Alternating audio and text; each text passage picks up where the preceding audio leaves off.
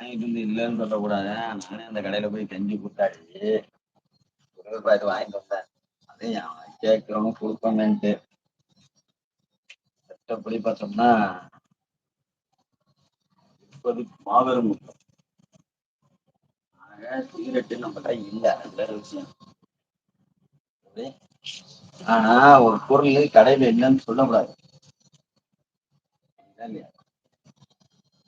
இல்லைன்னு சொன்னோம் அப்படின்னா வாங்க வரோம் வேற கடைக்கு போயிடுவான். அதனால என்ன செய்யணும்னா இருக்கிற மாதிரியே ஆக்ஷனை போடணும். இது கேட்டானா இல்ல இது இல்ல இதுதான் இருக்குங்கணும். இல்ல அது பரவாயில்ல அதை கூட இருந்தானா அடுத்தது ஐயா அது முடிஞ்சு போச்சுங்கணும். ஆக இல்லைன்னு சொல்லவே கூடாது. யாரோ ஒரு ஆள் வந்துருக்கீங்க யாரு இதுல மெசேஜ்